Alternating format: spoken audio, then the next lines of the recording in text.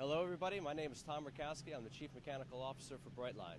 Here we're working in Workshop B in our facility in West Palm Beach, and we're going to give you a little show of our train and what makes our train so much special compared to all the rest. So one thing that we started with is a very safe and clean train. So what we have as far as safety features, we have crash energy management, so our couplers and our cars are built to absorb any kind of forces. So that's actually newer in the industry, and it's something that makes our trains incredibly safe. We also focus a great deal on testing our trains and our ride quality of our trains. And to anyone who's been on our trains, you know that it is a feeling of floating on our trains where you don't feel any jostling or movement. It's actually a very comfortable ride. And one of the reasons that we do that is with airbags. So here on a locomotive, it has a different kind of suspension. You see these big heavy springs are called primary and secondary springs, and this would provide stability and suspension for our locomotives.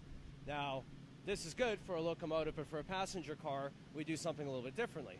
And what we see down here on our first car, and this is bright pink, we actually use springs by our wheels, but we also have these airbags. And these actually, as you go through turns and as you go through movement, these actually inflate and deflate to keep the car nice and level and riding very smooth. So wheels are very similar. We have 36-inch wheels on coaches. We have 44-inch wheels on locomotives, which you see over here. But again, our suspension is entirely different. That's how we achieve such great ride quality for our passengers and our guests. Going into the cleanliness aspect, this is the first Tier 4 compliant locomotive. And what that means, that's an EPA standard. And how we achieve that is using diesel emission fluid. It's something that they've been using now on some of the roadway vehicles with diesel trucks, but it's the first diesel locomotive that achieves that. So what we have, along with our fuel tank, this is the fuel tank integrated into our locomotive body. It holds 2,200 gallons of diesel fuel. Then we also have a smaller tank for diesel emission fluid. So the primary pollutant of diesel burning is what they call NOx, NOx, which is the oxides of nitrogen. And what our diesel emission fluid sprayed into the exhaust actually converts it chemically at 1,200 degrees to nitrogen gas and water. So that's why our trains are running. You don't see the black smoke. You don't smell that burning of diesel. It's a very, very clean yet powerful train. There's a locomotive on each end of our train, and they provide 4,400 horsepower apiece. So that's quite a bit of horsepower and taking off power for a train that actually only weighs about 1 million pounds. So we had a diesel partnership with FPL. They're a local vendor. Their facility that they blend our biodiesel is only a little ways up the road here in West Palm Beach. So we do have a partnership with them, and it's just a great combination of using local resources in order to enhance both of our businesses. So good Florida story. So this is where we fill our fuel. And again, that mentioned 200-gallon DEF tank is right here. So this is where we keep our diesel emission fluid, and that's what's pumped into our exhaust. Makes it so clean. A little further going into it, here's our locomotive trucks. As I said, locomotive's quite a bit heavier, so we have big, robust trucks and springs. Ride quality isn't as much a concern as we have on the coaches, so that's why we're using the springs instead.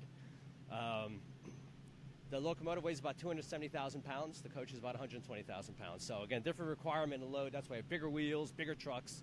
But it is made for speed, so it loves to go straight and fast. These trains will easily accomplish 125 miles an hour. That's something they've already tested these out in Pueblo, Colorado. So no concerns as far as getting to our speeds.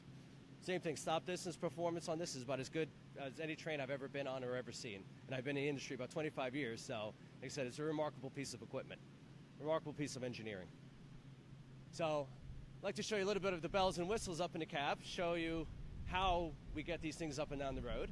We'll talk a little bit about the training of our engineers and conductors.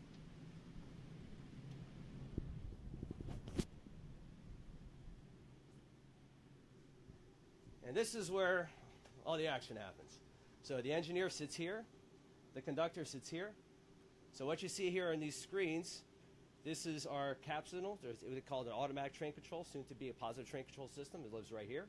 We also have the speed, brake, propulsion, and any events that are occurring on the train that he's seeing right here on his screens. We also have inward-facing cameras. We have forward-facing cameras.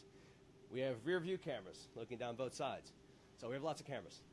All those are recorded actually back into our what we call the black box event recorders, which are in the rear of the locomotive.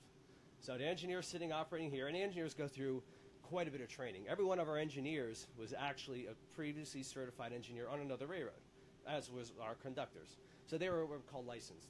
But in order to operate our trains, we have our own about 6-month training program where they go through, number one, the rules. So we're sharing a freight line here at Florida East Coast Railway. So we have to have their operating rule book as part of our training. We have what they call a passenger supplement to that for passenger service. So once they get qualified on rules and they're tested regularly, then they go on to do physical characteristics. So that's literally knowing all the mileposts, all those different types of mile markers, indications of where signals will be or any characteristics where curves are. So they go and do that for a great period of time, and then they'll go ahead and do tests on that as well. The final portion, the third step, is actually getting behind the controls with a supervisor, and they spend somewhere around, I think they were anywhere between 10 to 20 round trips each in order to just get the train handling portion comfortable, so that they're allowed to run and operate a Brightline train. So, and every engineer conductor goes through the same process from the first one to the last one that we have. So it'll always be the same consistency, it's always the train program. And again, it shows the guys really perform out there really well. The guys and gals that we've hired have been fantastic. So here's actually a little bit about how they control. So this is an air brake control. So this is what actually controls the brakes on the locomotive. This is what does the propulsion on the locomotive. So again, here's your capsule screen. So this is like your speed limits. You know, they can't, even if they wanted to, they couldn't exceed the speed limits as they go. The train would actually automatically put the brakes on. So it's a good safety feature. Here's a radio. This is how they communicate to the world around them. Of course, this is air conditioning. You know, it's Florida, so we need it. So all your lights, your cab equipment, your wipers, everything's right here in front of the engineer.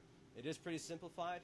You know, there is, you know, a lot of the controls are very similar to what you see in modern passenger locomotives. You know, if you remember old movies, it's quite a bit different than, you know, it's more space shuttle-ish than it was a long time ago. But the horn and bell, you know, so the bell is actually not even a real bell. It's an electronic bell, sounds like one. And of course the horn, no one's around, so I'll blow it anyway. So all the controls are right here at his fingertips. So, and I think that concludes our interview for today, and look forward to show you a little bit more about Brightline equipment. Thank you.